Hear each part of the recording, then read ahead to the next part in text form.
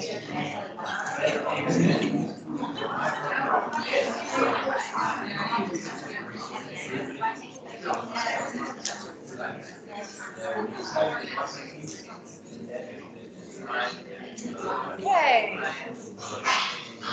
Good evening, everybody.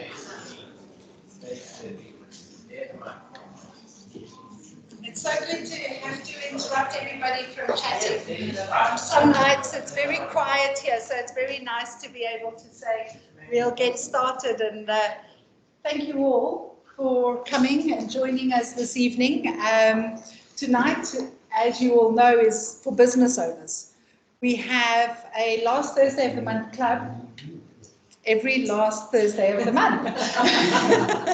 And we've been doing it now for 14 months, and the show goes on regardless. So the last Thursday of the month, every month, there will be an event where there will be a topic of discussion, and it changes from retirement planning to how to unlock the value of Discovery Bank and Vitality, through to offshore investing. But tonight is your night for business owners. And it's a different evening because tonight I'm not talking, which is going to be very hard. I have joined the services of a new business coach, and she told me today to sit on my hands, and that might remind me not to open my mouth. So I'll try it and let her know how it goes. But tonight is your night. It's an opportunity, as I said earlier, for you to network. I met Nompendulo. We worked out in 2015 in a corporate environment and on the HR space, and now she is running her own business. So everybody evolves and changes, and we were saying that it's a lonely world because you're on your own. And Bethel and I were saying, he says, feels like he's got bipolar. One minute he's high and feeling on top of the world, and the next minute he's down, rock down bottom and going, what the hell? And I think that's the secret to a successful business, actually. Years ago, I probably would have gone, no, surely there's something wrong. But my late dad always said, it's not how you are on top, it's how you get back up when you're knocked down. And that certainly, to me, is the secret, I believe. And my daughter from the UK is phoning, but I won't answer it. She must have heard there was a family involved in it. But tonight is also a lot of family business. And that's something that I've been passionate about over the years, because I came from a family business that didn't last and stand the test of time for all sorts of reasons, and potentially one for what we'll be discussing tonight, and that is what happens if something happens. And my dad had an extremely successful business, had a stroke, and 3 days later, sadly passed away. And we had never had the discussions of what happens to the business, and we were all working in the business. And at that time, it was devastating to deal with the loss of a father, never mind the loss of a business person, and then trying to pick this business up and carry on running when everybody held their own agendas. So as a result of that, I've been passionate about family business and continuity, and having discussions with owners such as yourselves tonight. And even if it isn't a family business, there is some relevance. I hope that by the end of the evening, you'll be able to say it's been a well worth hour that you'll have spent with us. And we have 3 speakers. That was good English. We have 3 speakers that are with us this evening, and they are going to chat around 2 elements of it. We're going to be looking at the business side of it as a starting point, and then we're going to be looking at the employee side of it as the final point of it. Please make it interactive. We are recording, and we do have some online streaming guests that are coming on and listening. We record it because it gets posted on our social media on our website. So anybody who does want to share it with family, friends, people that they believe may benefit from it, please do. If you don't want to be on camera, please keep your questions till after we switch off, because it will be posted on the website after we're done. But without any further ado, I'm going to introduce you to the first 2 speakers. Marteen and I come back from many years ago. I worked with FNB for a number of years, and as did Marteen Michau. I'm sure I pronounced it badly, but I try. And Paul have recently come back into my life in the sense that we work together at FNB, and she has been a fiduciary specialist at that stage, and I'm not selling her nearly well enough. She is extremely qualified. In fact, so much so that the first time I was speaking to her after all of those years, I felt quite intimidated, but have realized she's very approachable, and hopefully tonight she'll be sharing some ideas and thoughts with you. Marteen is a CA with years of experience in the fiduciary and tax advisory services. She'll share some invaluable insights on business owner protection. A passion for empowering the youth and dedication to wildlife conservation make her an exceptional speaker. I'm going to introduce Paul and then let her do some justice to all of her qualifications and expertise and experience in the field. But Paul, he is going to be discussing crucial insights on business ownership protection. His extensive experience in finance and business coaching promises an enlightening session. So without any further ado, I'm going to hand over to the two of them, and I hope and I trust that you're going to get some value, and thank you very much. Come and join the stage. Thank you. Thanks, Shirley. What we're going to do tonight, we've got, I think, each of us over 30 years experience in dealing with entrepreneurs, with business owners, with structuring, with instances where it's gone bad, where it's gone very well. So what we're going to try to do is to share a lot of examples with you as well. We're going to share the principles with you, but also a lot of examples from where and why things have gone wrong or gone very well. So, oh, you can start. Wait. Yeah, so we are a family business. It's sometimes very scary because if things go wrong, it's the two of us and both of our kids involved. So it does become scary, as Shirley mentioned earlier, but that's just part of life. So what do us as entrepreneurs, business owners do well? We run business as well. We can do it. We've got it in our heads. We can plan. We do these things well. But shucks, there's a lot of things that we do badly. So what we're trying to do this evening is to sort of marry the two and say, this is what we do well. That's where we need to go. I'm a firm believer that every business that starts to be disposed of somewhere. Now, a lot of us business owners and family businesses say, well, it's not me, it's in the family. Well, is it really? So, you know, and there are various ways of, I guess, of disposal of a business at the end of the day. It's when someone passes away, if you sell it, you know, if you're going to leave it to your kids one day, if you list.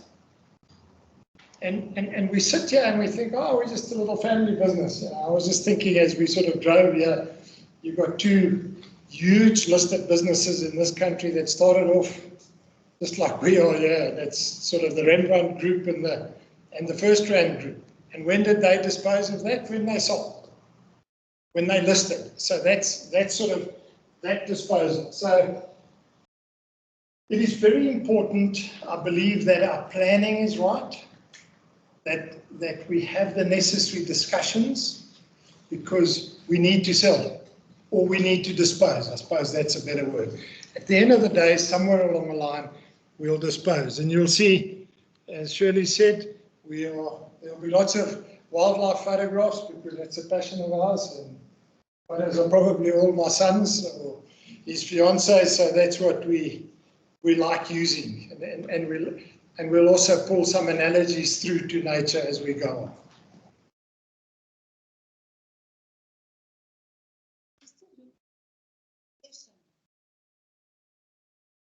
Aspects that you have to deal with in your business if you want this business to pass on successfully to the next generation, or if you want to sell it successfully or list it, or whatever you want to do.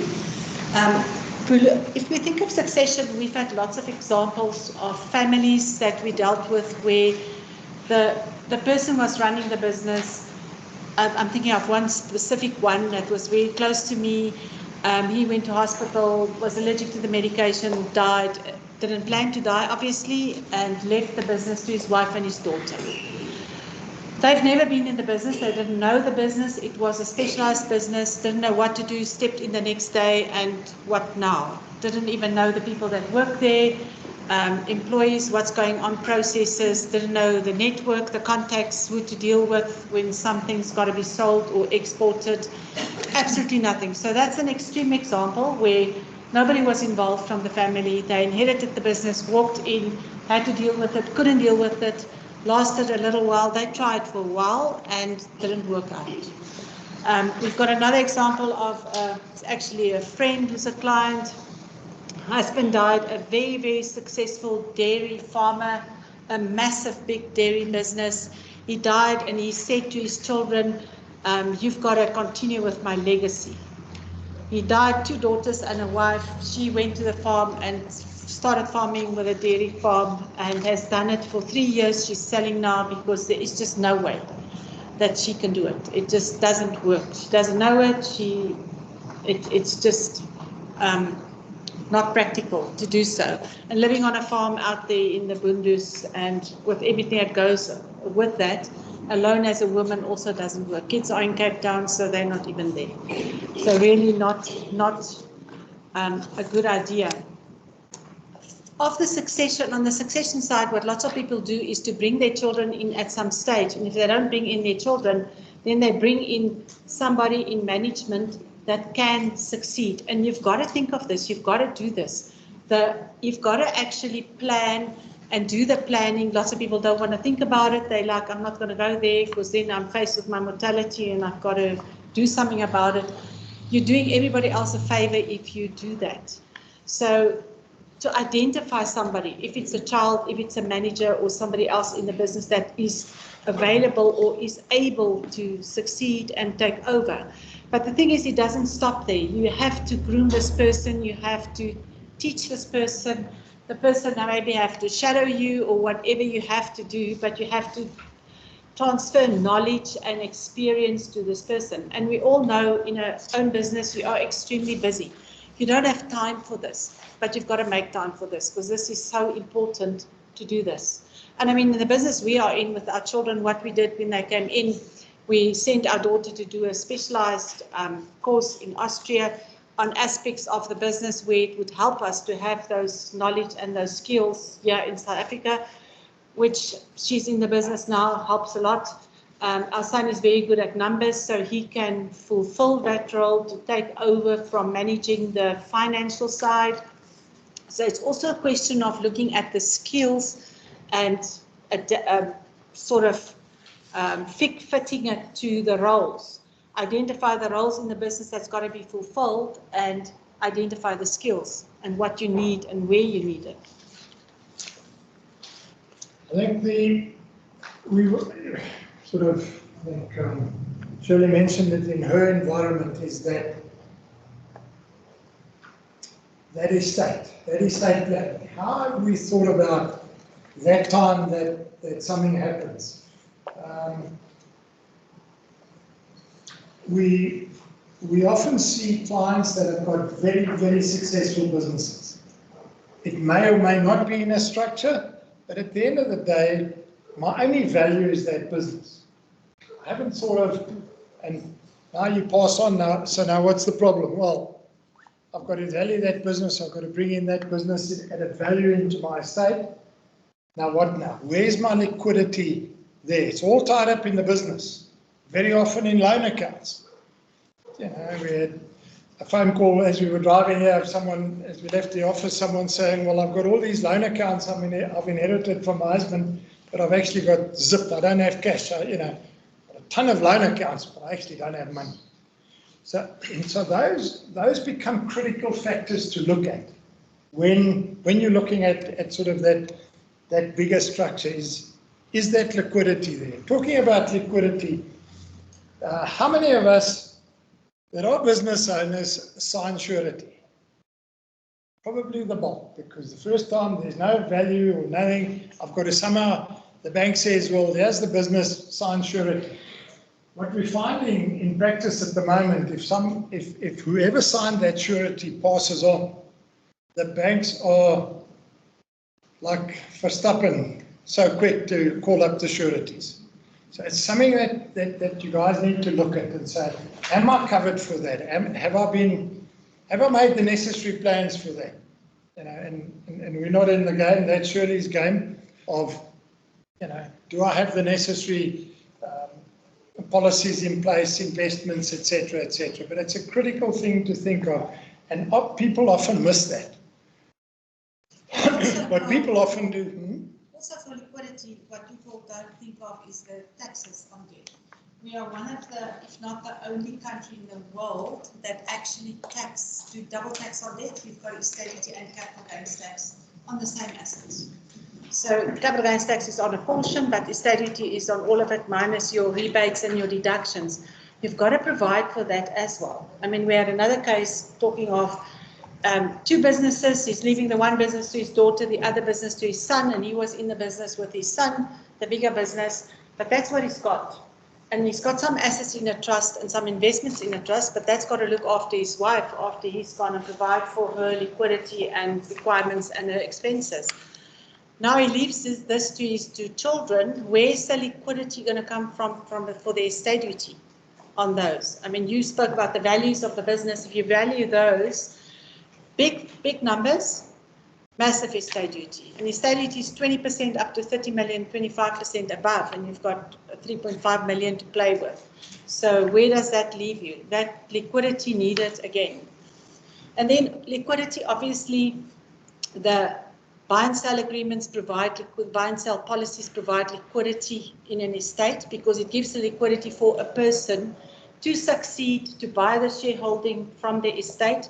The liquidity goes into the estate, and that can provide liquidity for estate duty for all the other expenses, and then go to the wife or the partner or the children. Okay, so yeah, we're happy to be interrupted as we go along. Please ask them. If there's anything that you're going, what are they talking about? Please stop them. And in the same way that email insurance as well can also provide liquidity, then insurance can help you with all those. You can ask her as well afterwards about it. That can also provide where the company can actually get funds, or the business can get funds to get somebody in your place when you're not there anymore, to get the skills from somewhere and get somebody to succeed you. That also helps. I believe businesses can be run like two sets of animals. On the one hand, you've got the lions, which I'll come to just now. On the other hand, you've got the elephant sort of structure in nature. So your elephant structure is a matriarchal structure, and that matriarch is in charge of everything. The beauty of that is she teaches. So she teaches the succession. She manages that herd, makes sure that everything is in place going forward. And you'll never see in an elephant structure, if the matriarch had to die, there's another one taking over immediately. So that structure is all in place in the elephant environment, believe it or not. And we often, in businesses, I often see as well that you've got the matriarch in the environment, the husband has the business, runs the business, controls everything, and very often the wife is left on the outside. You know, very often it's a cultural thing, for lack of a better word, in certain communities. I'm just thinking of a certain family in the Italian community where the sons and the dad run the business, but the person in charge of that business is the mom. And she controls everything and makes sure that everything is in place. So, you know, on that sort of space, the elephants are, in my mind, the way it's best structured. So when Pilanesberg started and opened, they It was still in the time of culling of the elephants in Kruger.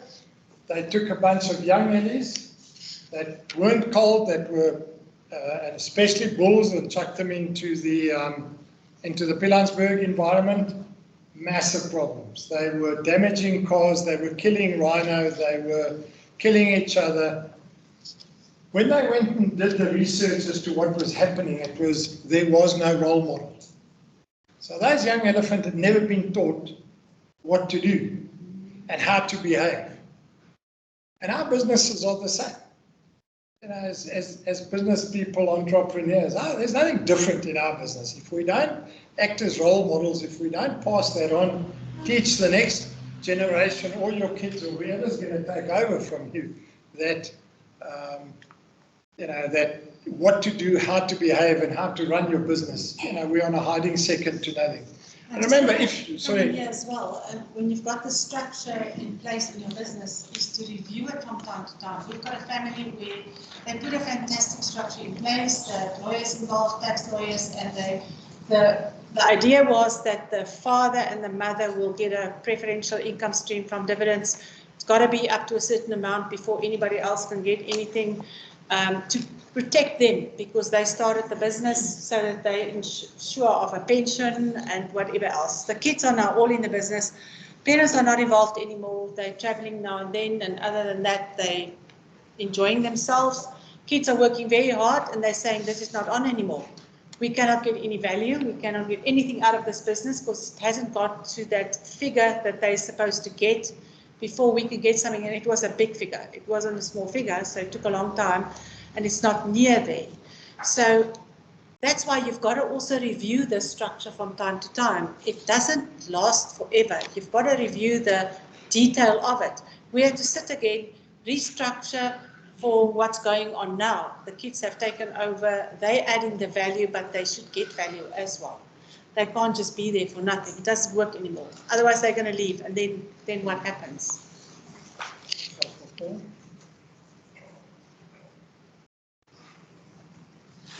Okay, so on the opposite spectrum, we've got the lions. Now, whilst it works very well, and this is typically your scenario, probably, surely in the sense that if everything is stable in a lion pride, the females work together, they've got everything planned, there's a structure, there's a common goal, everything runs nicely. Sorry? So everything runs well in that structure until the new male appears. Okay? As soon as there's a takeover of male in the lion environment, it's total chaos. Okay, they kill the cubs, they very often kill some of the females, and it's absolute destruction and absolute chaos. And what happens? Now I've got to start all over again. Until that male is, or coalition of males, or however it works, until they then lose their spot, and then everything falls down again. I don't think that's why we sort of start businesses in that sense, but it's absolute chaos. And just as far as that's concerned, you get a lot of disruptions in your business, or you can expect, and that normally we know that happens when the business owner dies due to disruption. It's going to be a big problem, and to get this going again and up and running, people know what's going on. So I think that's the biggest disruption you can ever get. Obviously, you'll get a disruption as well when somebody gets divorced. That was vital or a key person in a business, because that business can be pulled into a divorce, also chaos in most cases. You also get a disruption, some cases we have, where the next generation comes in and the children, and they cannot agree as to who's going to do what and going to be in what position, and they want the parents out, but the parents are not willing to be out yet. So obviously communication is vital, and maybe workshopping that and actually getting to a point where everybody knows what's going on and what is the best to do. And I think partnerships are probably the business structure that is the most loosely managed, the most loosely run, and the least planned of all. So you find two friends start a business, and don't worry, I'll look after your wife forever. Well, guess what? When the one is gone, that all flies out the window, and suddenly you've got, once again, great massive disruption. You've got a spouse that suddenly inherited a partnership that knows nothing about a business and is now suddenly involved because that spouse now suddenly owns half of that partnership. There was one that we had also in the company, but there was no buy and sell. So they couldn't buy out the spouse. They didn't have the liquidity, so the spouse is now the business partner, which just didn't work. After many years of trying to make this work and the spouse not knowing what's going on, she actually sold her part of the business to the business partner of her ex-husband or a late husband. And by that time, the business was, who knows what the value was. It was a very, very difficult situation. And the animosity over the years it was massive. And the business suffers in the process. Bethel has a question. Normally we put buy and sell is in most cases based on the value of the business today. And when the business value grows, we don't often go, is the fixed either the only option for buy and sell, or can there be some sort of a vehicle that can be linked to the value of the organization? It should be linked to the values. So with a buy and sell, you've got to review it all the time. You actually have to value your business all the time and adjust the policy value with that to stay in line. Because otherwise you're going to have a mismatch. If you have a mismatch, we had one case like that where the business grew a lot and they never looked at the policy again, and the policy paid out too little. So then it doesn't cover all the shareholding that's got to be bought. So they could only buy some of the shareholding and not all of it. That's fine, sorry. Risk assessments within the company. I find that's more important than a lot of things because your business can go down if it's not good. In fact, I've done quite a few. We have had to go to court to represent the company to a lawyer. And of course, the cost is in, it's unbelievable. The thing of it is insurance. Because if somebody injures himself within a factory and they're off work, who's going to pay for that? The company pays for the insurance. It's an IoT case. Yes. It's very, very important. You might know a couple of years back, the building in Joburg itself, it was called the New Yorker building. 6 men died. And what happened there? They went to court for less than 3 years. And the outcome of that was that all the risk assessments had been done. People had signed the agreement, what they're doing, how it's going to be done, and what's involved. The judge came around and said, right, he went for the person who was in charge of those people. Because they always look to see who's the person as their employer. Yes. Always. But what happened in this case was that everything was signed. All the people that worked on that site signed. So the judge couldn't do anything. So what he did is he fined the company because the company didn't let the Labour Department know how much was involved in the contract. I think it's a little bit about 13 million. I think we'll find 1,000 grand. We had 6 people die. And the insurance, I don't know what happened with the insurance, but It was either owned company or with a company that deals with that type of thing. But it's a big thing in the industry. Yeah, I agree. Very big. Can I just add on something that the question that you just asked now? If you deal with certified financial planner, we work according to the 6 steps of financial planning, and one of the steps is that we need to review your business on an annual basis. So on an annual basis, actually your certified financial planner, they will look at the valuation of the business, especially in COVID. You know, there was a lot of businesses that boomed. People that work in the medical industry and stuff like that. There was other businesses that really, I mean, the value of the business was just going down because they could not adapt to the new environment. So your financial planner will actually review the portfolio, look at your business itself, and also see where do they need to increase or what do they need to decrease. Because in certain instances we need to adapt that. So that is actually the advantage of working closely with the financial planner when it comes to business, your business. Don't forget, there's also people that's in jail because they didn't do what they were supposed to do. Supposed to be so true. I think, you know, on that point, and I don't want to detract from your discussion there, is working with business owners yourselves is how do we value the business? And, you know, I think, you know, when we're dealing with the insurance policy, the business is worth $1 million. But when we're selling it to a prospective buyer, it's worth 100 million because we don't want to buy the insurance policy for the 100 million. We can't afford it. We don't want to pay that price. But we have to ask the question of what is going to happen at that time. How do we value it, Paul?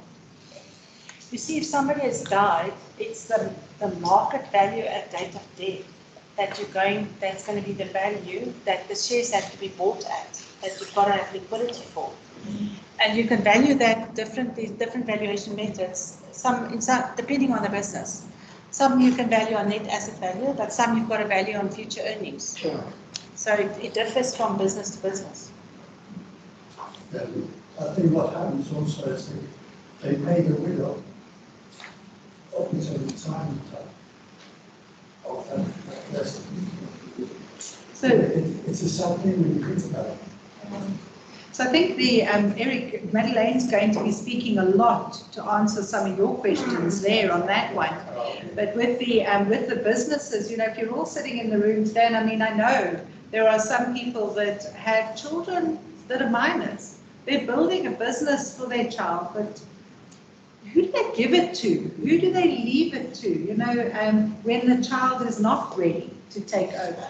We have other people in the room whose children are in the business, and you know, in your case, and you know, do we hand it over to them, and are they ready, and what structure is there?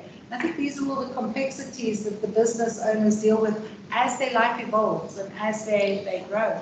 Yeah, I mean, when we get to the solutions, one of them is structure. Structure is very important because, I mean, not just from a tax efficiency point of view, lots of people go for holdco holding companies that where you've got your operations in and the holdco is being held by a trust to get it out of your estate, so it's not held by an estate, it doesn't fall part of estates for estate taxes, and you've got advantages, you've got tax efficiencies there with dividends flowing from company to company as far as dividends withholding tax and that kind of thing is concerned. But you shouldn't structure just for tax reasons because tax laws changes tomorrow and then you structure it based on the current tax laws. So that shouldn't be the driving force for the structuring, and rather most probably protection and continuity in your succession.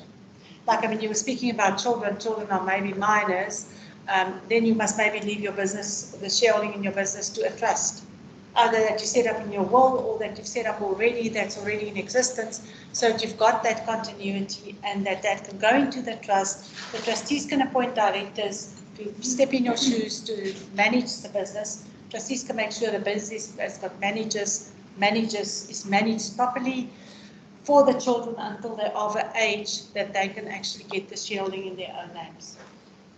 I think the critical part here is a plan today is not necessarily the same plan tomorrow. And we've got to constantly review that. And to Carla's point there, you've got to sit and understand on a regular basis what was the intention, where I'm going, what am I planning for. You know, if you really, you know, we all want to probably set up a business for the kids for whatever But you got to have, there's a different thought process when the kids are minors than when the kids are in the business. I mean, it goes without saying. The problem is we all get so caught up in what we're doing on a daily basis to make this business successful that we forget about those things and we don't think about it. Yeah, I'm saying that the governance should be in place. It should be formalized, even if it's a family business. Because lots of family businesses fail because it's not formalized enough. It is too loose. So then you've got to have the employment agreements in place, even if it's with your children. You've got to have all your processes, your policies, your systems. It's got to be there. Because that's part of the building blocks that you're building to be able to let this business carry on or be sold for the continuity. And just on the family charter that we've got up there, that's something that we found is extremely valuable, especially in family businesses. So what it means is you have a discussion, and we often have the discussions with families with 2 generations and sometimes 3 generations around the table. And what you do is, there's a lot of research being done, especially in Europe, as to how do you leave a legacy successfully without the next generation squandering it. And the research shows it used to be the 3rd generation squandering, now it's the 2nd generation. And what they also realized as part of the research, that if you pass wealth and you pass money and you pass business assets, it's easier for kids to squander it. But if you pass it as part of a legacy and it's packaged as a legacy, then it doesn't get squandered so easily. And so how do you package it as a legacy? You firstly have this discussion with your kids, and you have working papers, and you have a workshop with them actually, or the next generations. You actually unpack first how this business came to be. Who worked so hard at it? What was the lessons learned? What was the hardships in putting this business in place, so they can understand this. That gives the background leading up to where it's now. And then you unpack what is the family and the business's values, what's the legacy you want to leave. You pack that into a family charter and everybody agrees on it. And you actually make it such a formalized plan for the family business that everything you do afterwards, you've got to test against this to see, does it comply with and is in line with what you've decided as a family, what this is going to be. So you get involved in this process, the accountants of the business or the family, the investment advisors, they also know this is how it came about, this family charter, this is what the family charter is. So everything I do for this family going forward, it's got to be in line with this. And that works. That the research all over the world has shown this is one of the methods that you can use to make this work, to pass your business on as a legacy actually to the next generation, and it actually works. That discussion often brings out things that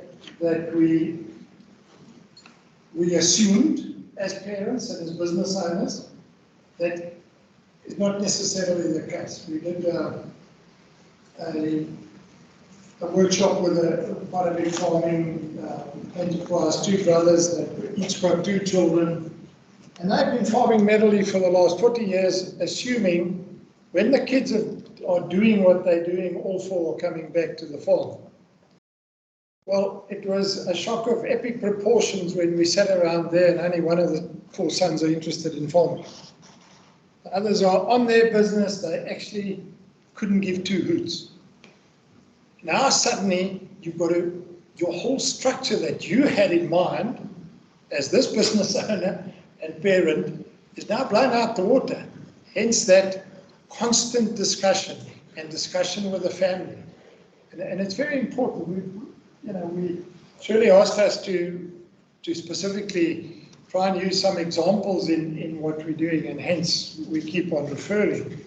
We have another environment where the family business, they're all involved in the family business, but the father who created all the wealth has got a lung problem and needed a lung transplant. Now, at the moment, the only real place you can do that is not in South Africa, and America is probably the place to go. It skips a generation, and the chances are that one of the grandchildren have got it is pretty good. So what they did in this sort of forum was to say, well, guys, we know that's going to happen. If that had to happen, whatever, that specific trust and that's the first port of call. So the first port of call is to look after Mom when he passes on. The second one is if there is ever a potential for that to come up. And those are simple, it's not a simple thing, it's a hell of a problem, but those are things we often miss when we sit down as business owners and entrepreneurs and parents and this kind of thing. It's so critical to have those discussions and plan what it is going. And we think, as I say, those specific farmers thought, yes, no, it's all great. It's going to continue. It's a convoluted structure of note to get just as a sideline. But they thought it's all going to be lacquer. Now suddenly you've got to divvy up a structure that 3 of the 4 are actually not interested in this business anymore. Which would never have been, we would never have known. The father wouldn't have known because he would have passed away. So he would never have known that his 2 sons are not interested in farming. And farming, just an example in that case, but I think it goes for each and every business on that. So yeah, we need to review regularly, I think. A plan that was a plan today is not necessarily the plan tomorrow. And as Shirley said, if you don't plan, there's a potential of a big gemors somewhere along the line, as she's testament to. So Shirley, I think that's about our time. We'll be here afterwards. Most welcome to have a chat. And thank you for giving us the opportunity, and thank you, Shirley. Thank you. For me, knowing the audience is perhaps, it's such a diverse subject. Where do we start? Where do we end with it? And I think the big thing is to have the conversations. I like the family charter. I think in some of the research and work, Heather and I are busy doing a financial coaching course through the University of the Free State. And one of the things that is there is having family meetings, having discussions around it, and starting young. At what stage do you introduce money into the topic of conversation in your family? And I think each and every person will have a different idea or a thought on that. I don't think there is a time that's too young. I think the sooner we do it, the better. I have 2 children. They're 2 years apart. Their difference in their financial situation, experience, the way they guide themselves is determined from what happened in their life at an age that was happening in Skin and my life. And we would think that they would be brought up the same, they would surely have the same experience, but just 2 years difference. It was feast or famine, and one is remembering the famine and the other is remembering the feast, and you go, but if we don't have those conversations and discussions, how do you actually uncover that and establish it? Valuing the business, asking the question of, why am I building it? In the first instance, what am I doing? Why am I sacrificing the late nights and the heartache and the ups and the downs? Do I really want to give them a fact check and let them walk away and deal with it as they wish? Or do I want to give them a business that they can build? And if you can start to answer those questions, and planning and checking constantly is critical, because like Paul and Marteen have said, a plan today will change for the plan tomorrow. And if you adapt that, having 5 people sitting around a table, I think, is critical. Your accountant, your advisor, your banker, the person that's actually working in the business. I'm looking at covering all of those aspects: tax, accountant, attorney, banker, and the person who's actually in the business, pulling it all together, because if they're not all running down the same road together, somebody's going to have a very different approach and perhaps have a catastrophe come on their hands. I think what's extremely important to know is that they represent, how do I pronounce it? Fidelis Vox. Fidelis Vox is a fiduciary services company that specializes on high net worth individuals. They're actually in the process of partnering as well in terms of some of the discovery stuff that's happening with that, and having those hard conversations. So a very nice resource that we have available for our clients here, which I'm very grateful for, and has proved to be very, very successful and powerful. And so, yeah, thank you very, very much. And as they say, they'll be here. We're going to dive in quickly into Madelaine's discussion, and she's going to share with us, perhaps in terms of some of what Eric was saying. You know, we've looked at what happens to that business. If something happens to you, if you're trying to sell it, you're trying to retire from it, you're trying, you know, you've passed on, etc. But we don't often look at the risks that we're actually involved in as we're running, as business is going on. So I'm going to hand over to Madelaine. I don't need to have my little prompt here because I've worked with Madelaine now for the last 13, 14 years. She is the employee expert with Discovery, has been the top employee benefits consultant for a number of years, and I'm very grateful to have her as a colleague and a partner. She's going to share with you some of her personal insights. I'll ask you just to sit back, take a few minutes, and let her share her story, which hopefully will give us some guidance and assistance to perhaps cover some of the risks that Eric was alluding to. Madelaine Pretorius. Thank you, Madelaine. Thank you, Cheryl. Sorry. Good evening, ladies and gentlemen. I have verbal diarrhea, so please, if I go over my time, please stop me. But I am extremely passionate about employee benefits, you know, and it's not about the product. It's about what do we do for our employee. And I'm going to share my life story, and I know it's going to sound terrible, but there is a positive outcome to that. So I saw recently... Sorry, Madelaine. No problem. I saw a billboard that asked the question, is your life a footnote? And I started thinking, surely not. Surely my life is a footprint. But a lot of people, I'm so loud, you really want one of these? Yeah. I really don't. I grew up on a farm, so obviously we were shouting, so this is the normal way of talking. So just to get back to that, is my life a footnote? And really, going down memory lane, at age 21, young, started my career playing SA under 21 netball, very long time ago, healthy, happy. Bam. Slammed with the diagnosis of stage 2 breast cancer. What the hell? I didn't smoke. I didn't drink often. I was healthy and I was working. What did I do wrong? 2 rounds of chemo later, not telling my family a word. The only person that knew was my dad. Fast forward, 7th of June 2002, 7:30 in the morning. I will never forget that day. Phone call in my office telling me my dad was killed in a cash and transit heist. Wrong time, wrong place, and he was my world. Until that day, my mom didn't know that I had stage 2 breast cancer. My life fell apart completely. My dad was my everything. And the first guy that came past on my life journey, wrong choice, now I know, I got engaged to.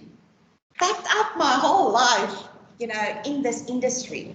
Moved to this one-horse town that I thought was quite cute at that stage. Wasn't. And yeah, I got engaged to this dude. And I'm thinking, oh, this life is going to be amazing. No. The red flags were there. But I thought, like we do, I'll change it. I'll be fine. All right, that's not going to happen. Okay. At age 25, the doctor informed us, I cannot conceive on my own. IVF, that's the way. And the grace of God, it happened the first time, and we were blessed with a pregnancy. And this absolute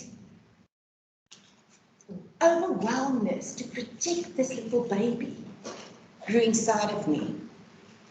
And this very romantic, over the phone, well, I suppose we're getting married now. I'm like, awesome. I expected it a little bit different, but, obviously you're going to take it. No. So this romantic proposal came, and again, these red flags were there all the time. And a few weeks before our wedding, my daughter was born, and she was absolutely perfect. While my husband was celebrating in the pub, and I was in labour, which I thought was how it should be. It wasn't COVID, really not. But then my wedding came, and as a wedding should be, a little girl's one day that you always dream of. And here mine came, got married, my husband-to-be despised my family. So it was family, my husband and his family and friends, and soon after the reception, they had to leave, like literally leave. So it wasn't the day that you really dreamt of.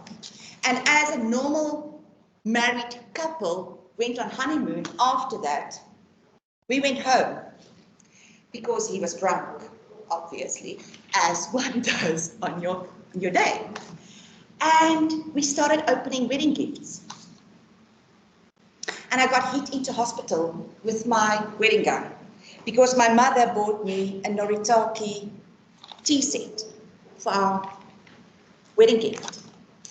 After 4 days in hospital, the excuses came and the sorries, and that it won't happen again. And as one does, we say, it's okay. If I just listened at that stage, and for several years after that, that was my life. Every second night, I was abused. Every second night, I was hit over couches. I was put with ropes, or I was wrapped in ropes. And the last night, I will always remember, there was a rope around my neck, and I was standing on a chair, and he thought it was a brilliant idea to kick this chair while I was balancing on this chair, hanging from a rope. And at that point, I bargained with God, and I said, if I survive tonight, I promise I'm going to leave. I survived the night. I didn't leave. Fast forward a few years, 2 o'clock in the morning, I got a phone call the 1st of September from my brother-in-law to tell me my husband passed away in a pub from a massive heart attack. I was 31, and my daughter was 5 years old. My husband was quite rich. Well, so I thought.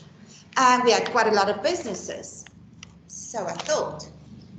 And after the funeral, I realized that life cover, now remember my daughter's 20 years today or tomorrow, and he passed away when she was 5. So 50 million rand those days were quite a lot of money. And my daughter walked out with absolutely nothing. The benefit proceeds were paid out to my mother-in-law and brother-in-law, so we had a magnificent relationship. They did, however, offered me 500 rand a month to look after my daughter, but of course, how much more do you need to raise a child? Hello, surprise, surprise. When she went to pre-primary school, I did a calculation and I realized that it was 1.2 million rand just on a normal government school to take my child from a pre-primary age right up to a 3-year BCom degree. Nothing more, no uniform, no stationery, no excursions, nothing, just school fees. Fast forward to grade 11. Here my child is a top 10 academic student. She's deputy head girl. She's an absolute Gauteng high jumper. And she is a phenomenal person. And growing up without her dad, there was absolutely a hole in her. I never told her about the person that she actually had as a father. She just had him as a dad that she lost. And, you know, she wanted to go and study psychology. And I was thinking, how on earth am I going to put this child through university? And how do you do that? One step in front of the other. Today, she's second year. She's actually not studying psychology. She's studying education with a child psychology degree next to her. And, you know, thinking about it, you know, you wonder why your life is going this route. And you're most probably wondering, why am I telling you my life story? I can tell you, if you take my life, so many of our employees are going through the exact same, or actually worse than my life story. And if I had employee benefits that could actually court me when there were stumbling blocks in my life, that would have been such a big difference in my life. If I think about cancer, you have a severe illness benefit. There's an early cancer benefit. There's medical aid that can give me an oncology benefit. If I think about abuse, there's an employee assistance program that I can speak to a psychologist or a counselor, completely anonymous, asking, is this me or is it something else? Giving me guidelines, and most probably I wouldn't have sat for 5 years in this. If I think about death, and that's most probably the crucial part of my life, not the death cover as per se, but that comes with that, and that's global education benefit. As part of our death cover, we have a global education benefit that over and above your death cover picks up your children's school fees. And it pays it from a pre-primary age every single year to the institution until your child reaches a 3-year undergraduate degree. Now that was me. My child could have gone to a private facility because she was that good. She could have gone and be studying in an international university because that is what the benefit gives me. So if you think about, you know, the funeral benefit, I could have had a funeral cover. Yes, the family paid for that, but I mean, I'm talking about what we left and what we walked out with is absolutely nothing. And then retirement. I do not have a rich husband, so I need to look after myself. So the very important thing is the flexibility of about, you know, from a retirement fund in our industry, the umbrella fund. You know, that I can contribute what I can afford over and above the normal contributions. That I get rewarded by looking after myself in a boost component that Discovery is the only insurer that provides this. And then, very important, not just the employee benefits, but what a service like a Shirley, like a financial advisor gives me, not just the compactness of the employee benefits with your retirement fund, your death cover, your medical aid, and so forth. But it's also making sure that my will is sorted. It's also making sure that I can top up in my personal capacity that my employee benefits doesn't offer me. At the same time, I can do my insurance through her, but very important, also plan for retirement. I might not be able to afford it right now, but there's a plan going forward in the next 20 years to make sure I can retire with dignity. And that's what a person wants. I always say, and I joke about it, I will not be the mom that go and stay with my daughter because I can't afford it. I'll be the mom that will stay with my daughter to pay back, you know, the years that she left her clothes on the bathroom floor and leave the cups everywhere. That's going to be me. That's me. And just for 5 years until she's very upset with me, and then I'll move out. But that's payback. That's how it is. So really for me, employee benefits is not supposed to be a footnote. Employee benefits is supposed to be a solid footstep for any employee. Not having any cover, remember, we're talking about employees that doesn't have the ability to have anything else except this. This is their only means of life cover, only means of retirement fund savings. Talking about myself, being in this industry for 27 years, I have supposed to talk to other people about this, and this happened to me. But I suppose this is why my life is what it is.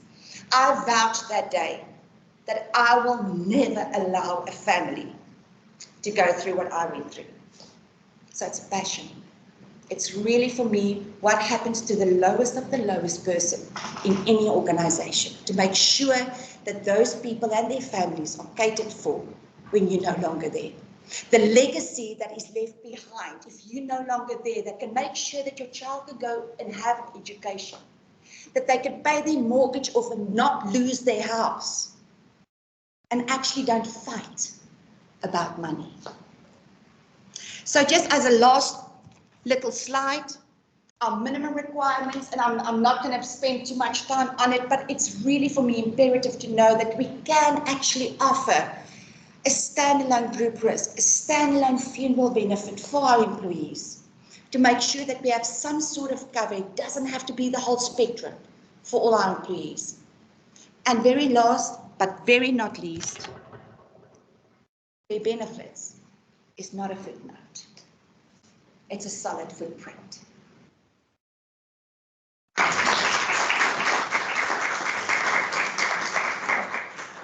Okay, so I started off by telling you that I've known Madelaine for how many, 13 years? And I've never heard that story before. So Madelaine, thank you for sharing. When I asked you to sit back and actually hear her, I never realized the extent it was going to. So thank you for opening up and being honest. And I have a goal, and one of my goals is employee benefits. And I just now have a whole new look on it and feel on it. And well, Bethel, I think if you know what you're giving your employees, it's a different note than what I ever thought it was from a couple of weeks ago and what we did a few years ago. I tell you what, Madelaine, thank you so much for being honest and open and vulnerable. We appreciate it. We're glad you survived. And we are very grateful that you're here to help and share this. You know, it is something that sometimes we don't realize, actually, the value we're adding to people when we are adding the value that we're adding to people. And wow, I don't actually quite know what to say after that. So I'm going to just ask if anybody does have any questions, please to, you know, reach out and let us know. Anybody got anything they'd like to ask at this stage? No? No? Any questions? If you'd like also to chat further with anyone, we have attached a little slip in the pamphlet, so you can hand that to one of. There's a little handout in the book that just asks, you know, have you signed surety? Have you, the questions that have been asked through the talks, do you have employees? Do you want to be offering a benefit of something to them? So like Lindsay says, please do. Our team is going to be around. There is some food that is left. There is lots of alcohol left to drink and actually share some more stories. But I'd like to thank you very much for coming out. I do hope we've added some value and some thoughts. It is a diverse subject and we hope that we've just touched on a little bit of them and just planted some seeds. To each of the speakers, Paul, Marteen, Madelaine, thank you very much. To my team for staying. To my colleagues, I appreciate it, and to each and every one of you for supporting our business. Please share the word, spread the word. Let us know if there's anybody who could be benefiting from the talks that we've given tonight. There is a little bit that may resonate with you, but a lot that you can share at braais, at dinners, at other opportunities. And please, we'd really appreciate any referrals. It's how we grow our business. So thank you very much for coming and joining us. I appreciate the time. I know it's valuable. And thank you so much. Have a good evening. Thank you.